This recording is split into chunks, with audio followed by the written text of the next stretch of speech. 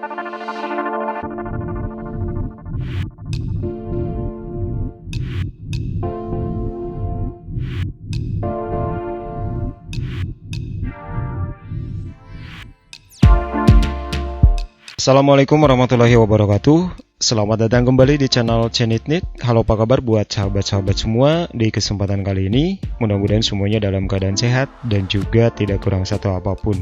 Masih membahas tentang Permendikbud nomor 16 tahun 2021 mengenai petunjuk teknis, bos afirmasi dan bos kinerja tahun 2021. Masih bersama saya Rizal Gibran dan kita akan membahas tentang komponen apa saja yang terdapat dalam bos afirmasi dan bos kinerja tahun 2021.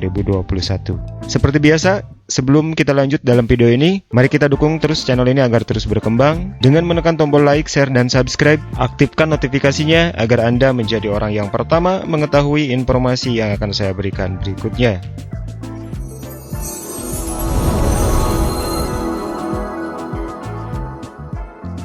Bapak dan Ibu para pengelola bos dimanapun Anda berada, seperti yang kita ketahui bersama bahwa untuk tahun 2021, Kementerian Pendidikan mengeluarkan 3 jenis bantuan operasional sekolah. Yang pertama, seperti biasa, yaitu bos reguler yang selama ini kita gunakan dan kita terima. Kemudian di pertengahan tahun biasanya suka ada bantuan bos lain seperti bos afirmasi dan bos kinerja. Ada sebagian sekolah yang mendapatkan, ada juga sebagian sekolah yang tidak mendapatkan. Tentu hal ini bagi sekolah yang mendapatkan bantuan bos afirmasi dan bos kinerja ini akan membantu pembiayaan di satuan pendidikan tersebut. Dan ada beberapa syarat yang harus dipenuhi bagi satuan pendidikan jika ingin mendapatkan jenis bantuan ini. Kita akan membahas tentang komponen apa saja yang terdapat dalam bos afirmasi dan bos kinerja untuk tahun 2021.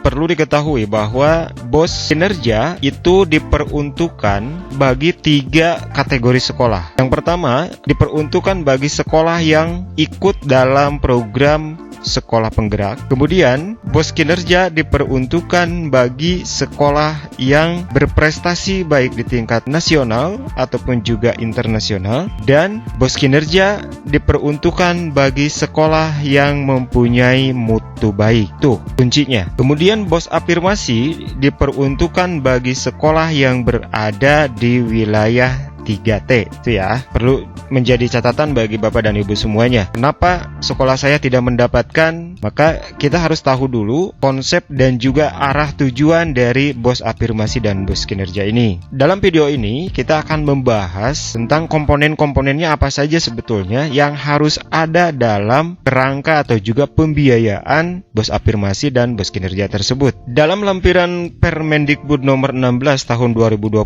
ini terdapat komponen-komponen yang harus ada dalam pembiayaannya. Di sini sudah diatur teknis pelaksanaan penggunaan alokasi dana bantuan operasional sekolah kinerja tahun anggaran 2021. Nah, yang ini Bapak dan Ibu nanti bisa lihat sendiri begitu ya, yang ini. Kemudian di sini terdapat satuan pendidikan merumuskan penggunaan dana bos kinerja tahun anggaran 2021 berdasarkan pengelompokan komponen penggunaan dana bos reguler, yaitu sebagai berikut. Di sini terdapat penggunaan dana bos kinerja bagi sekolah penggerak mengacu pada komponen penggunaan dana bos reguler sebagai berikut. Kita lihat ke bawahnya. Perlu diketahui juga bahwa komponen induknya ataupun juga komponen utamanya adalah komponen yang ada dalam bos reguler. Namun ke bawahnya itu ada turunannya dari komponen tersebut atau juga ada tambahan dari komponen tersebut. Misalkan begini, di sini terdapat poin pertama ada pengembangan perpustakaan. Turunannya di sini adalah pembiayaan penyediaan buku digital, perpustakaan digital,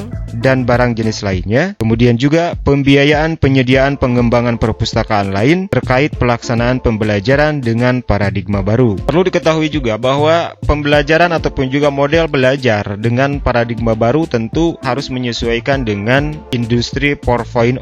Artinya, program digitalisasi sekolah. Contoh model pembelajaran baru tentu dengan adanya literasi, numerasi, kemudian juga karakter, terus juga holistik dan sebagainya. Tentu itu harus menggunakan alat atau juga media yang memadai, sehingga dalam komponen pembelanjaannya pun juga ini harus terdapat pembiayaan tersebut gitu ya. Nah, kemudian di sini juga terdapat komponen nomor 2 di sini, pelaksanaan kegiatan pembelajaran dan ekstrakurikuler. Nah, turunannya salah satu contohnya di sini adalah pembiayaan penyediaan atau pencetakan mandiri buku dan bahan ajar lain untuk pembelajaran dengan paradigma baru sesuai kebutuhan. Nah, di sini terdapat ini ya, penyediaan atau pencetakan mandiri buku. Kemudian pembiayaan penyediaan atau pencetakan mandiri buku dan bahan ajar lain untuk peningkatan kompetensi guru dan tenaga kependidikan sesuai kebutuhan. Gitu ya. Kalau tadi untuk siswa, kemudian ini untuk gurunya. Selanjutnya pembiayaan penyediaan aplikasi pembelajaran dan manajemen sekolah. Membeli aplikasi pembelajaran misalkan ya.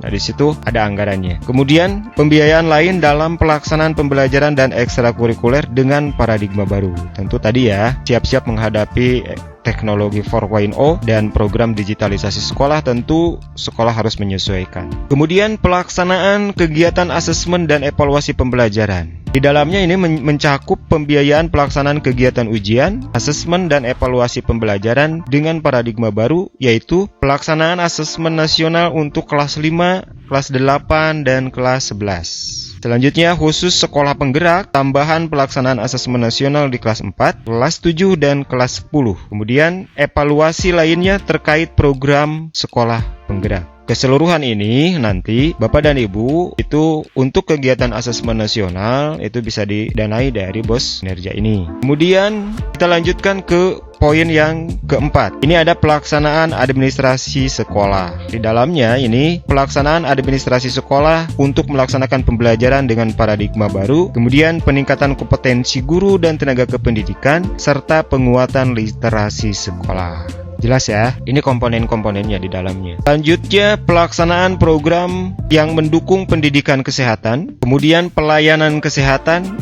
dan lingkungan sehat atau trias unit kesehatan sekolah. Bapak dan Ibu bisa melihatnya. Kemudian pengembangan profesi guru dan tenaga kependidikan. Nah, di dalamnya ini terdapat pembiayaan pelaksanaan pelatihan program sekolah penggerak yang dilaksanakan di sekolah. Kemudian pembiayaan pelatihan untuk peningkatan kompetensi guru dan tenaga kependidikan. Pembiayaan pelaksanaan komunitas belajar bagi guru dan tenaga kependidikan. Pembiayaan pelaksanaan forum dialog bagi guru dan tenaga kependidikan. Pembiayaan penguatan literasi digital atau teknologi, dan pembiayaan kegiatan lain dalam rangka pengembangan kompetensi pendidik dan tenaga kependidikan. Ini komponen pengembangan profesi dan tenaga kependidikan. Selanjutnya, untuk pembiayaan langganan daya dan jasa. Ini untuk sekolah yang ikut dalam sekolah penggerak ya, komponen-komponen dalam sekolah penggerak. Pembiayaan langganan daya dan jasanya ini yaitu pembiayaan langganan daya dan jasa untuk melaksanakan pembelajaran dengan paradigma baru, peningkatan kompetensi sekolah, dan penguatan literasi sekolah. Selanjutnya, pemeliharaan sarana dan prasarana. Di dalamnya ini adalah pembiayaan pemeliharaan sarana dan prasarana sanitasi dan hidup sehat bersih. Kemudian pembiayaan penyediaan air dan distribusi air.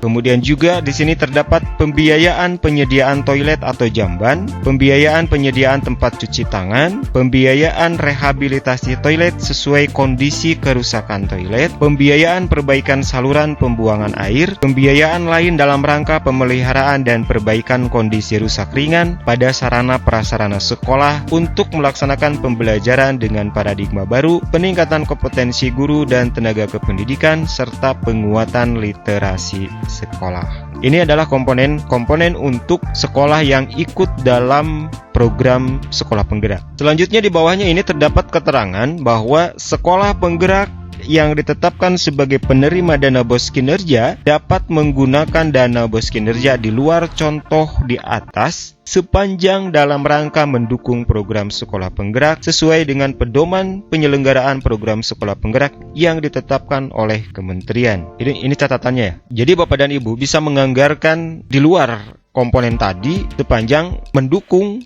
untuk program sekolah penggerak. Itu intinya. Kemudian bagaimana komponen bagi sekolah yang memiliki BOS kinerja yang memiliki prestasi baik? Pada dasarnya semuanya sama mengacu terhadap komponen BOS reguler.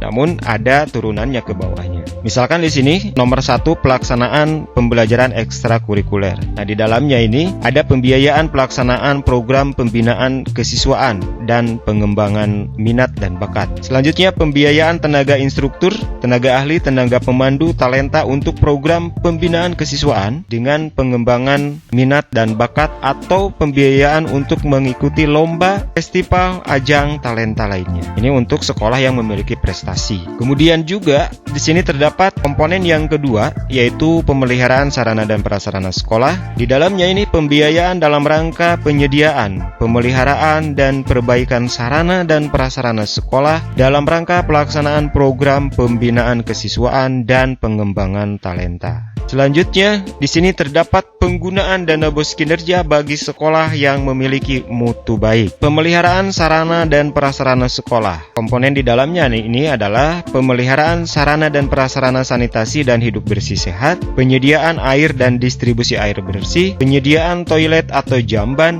penyediaan tempat cuci tangan, rehabilitasi toilet sesuai kondisi kerusakan toilet, perbaikan saluran pembuangan air, dan atau pelaksanaan program pendidikan kesehatan, pelayanan kesehatan dan lingkungan sehat, atau trias unit kesehatan sekolah di sekolah.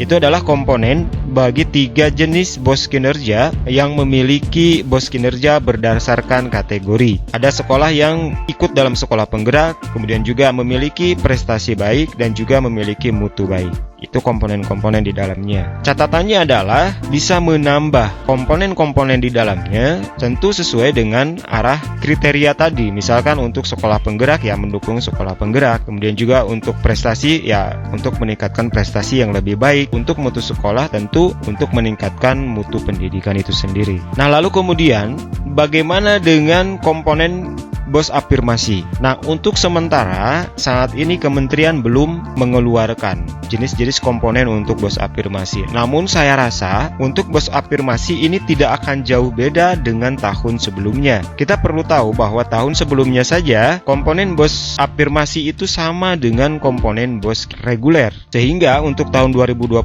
sendiri nantinya ini akan hampir sama dengan komponen-komponen tahun sebelumnya. Nah, demikian Bapak dan Ibu informasi mengenai jenis-jenis komponen bos kinerja dan bos afirmasi tahun 2021. Semoga informasi ini bermanfaat. Saya Rizal Jibran pamit. Terima kasih. Assalamualaikum warahmatullahi wabarakatuh. Sampai jumpa.